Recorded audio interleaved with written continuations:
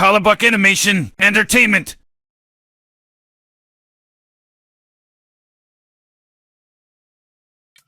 Как-то ушел в запой медведь и, не дойдя до берлоги, рухнул спать. Тут идет лось, видит, медведь в хлам пьяный дрыхнет.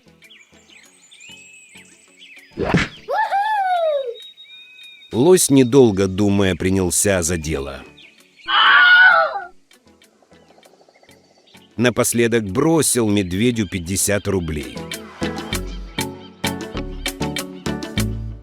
На следующее утро медведь просыпается, шарится по шкуре в поисках денег. И тут он видит на земле 50 рублей.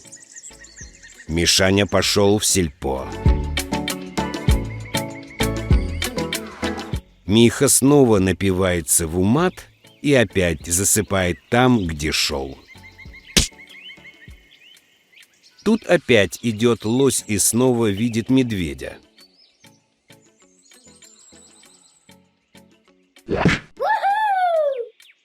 Он радостный опять делает свое дело. А после снова бросает рядом с медведем 50 рублей. На следующее утро медведь просыпается, шарится по шкуре в поисках денег. И тут снова на земле находит 50 рублей. Идет опять в сельпо.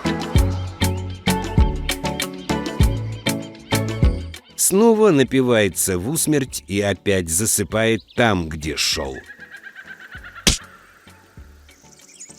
Тут опять идет лось и снова видит медведя. Лось думает про себя. Ему что, походу, понравилось. Он снова делает свое дело.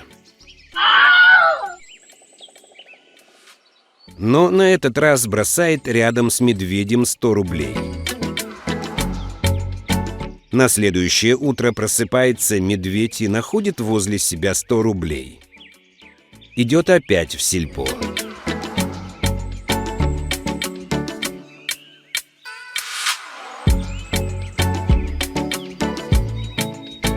Стоит у окошка и присматривается. Тут его заяц спрашивает: «Чё брать будешь, Мишаня?» «Дай мне вино. «А чё не водку?» На одном месте я вертел тебя и твою сивуху. У меня после нее задница болит».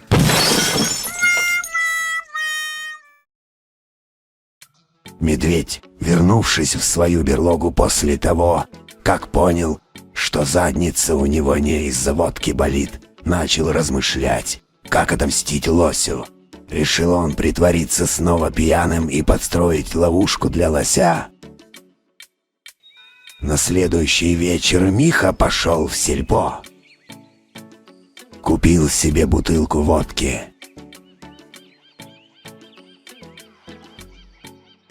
Но на этот раз не пил. Он лег на привычное место, делая вид, что спит.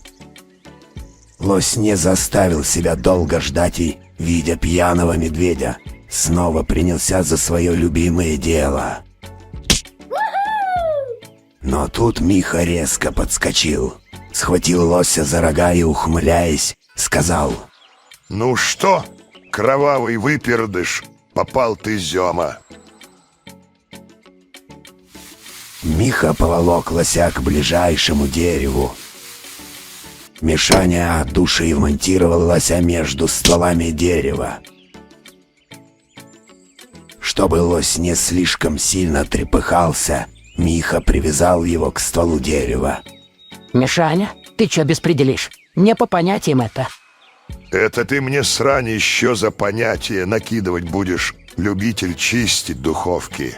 Я после тебя, падла, до пятака добежать не могу. Ну ничего, сейчас тебе начистит твою захудалую духовку до блеска». «Я буду кричать». «Не будешь». После этих слов Мишаня слегка ушатал лося по морде, после чего принялся колотить доски. Немного погодя, была готова будка с надписью «Деньги сюда, а свой якорь сюда». Мишаня прикрыл этой будкой задницу лося, после чего поспешил всем объявить, что в лесу появился супераппарат удовольствия. К вечеру все звери выстроились в очередь к аппарату.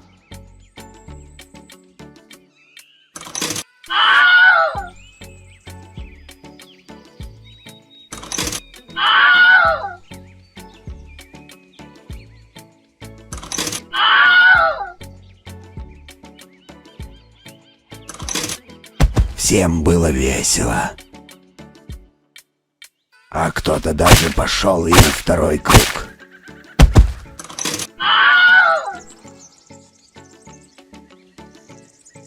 Когда все разошлись по домам, медведь склонился над аппаратом, чтобы выковырить мелочь. Но от неожиданного укола в свой шоколадный глаз медведь выпучил глаза. Сзади к его заднице пристроился заяц. С довольной мордой он проговорил: Какой чудесный аппаратик. Слышь, бродяги, а куда мелочь швырять?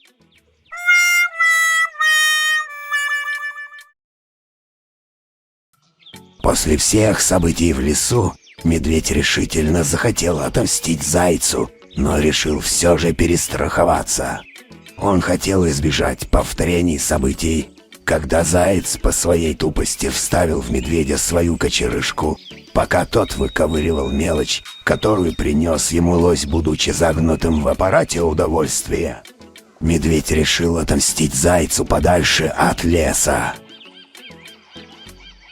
Он купил 2 билета в Египет и красиво накидал зайцу за зверей, которые там живут как короли, постоянно купаясь в море и объедаясь бесплатной жрачкой.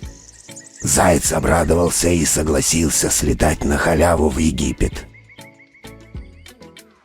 В Египте медведь завел зайца в самый центр пустыни, чтобы на этот раз никто случайно не оприходовал его самого, пока он будет занят зайцем. Наконец-то Мишка решается дрюкнуть зайца. Но как это сделать? Заяц, падла, хоть и затупок, но животное хитрое, выскользнуть может, промелькнула мысль у медведя в голове. Слышь, Мишаня, а где море? Что-то мы идем и идем, а морем и не пахнет. Ща запахнет. Нужно действовать быстрее.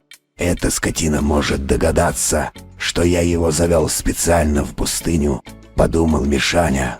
И тут у медведя созревает план. Слышь, косой, видишь, желтые пески начинаются. Ну, вижу, и чё? Ничего. Слушай сюда, перхоть подзалупная. Тут, короче, птица мозгоклюй живет. Она накидывается сверху и все мозги выклевывает. А как же спастись от нее? Короче, друг ты мой бестолковый, есть одна тема. Я вижу птичку и кричу тебе мозгоклюй. И ты сразу, как страус, головой в песок. Понял? Какой страус? Ты чё, клоун ушастый? В смысле, какой страус? Ты чё за страуса не знаешь?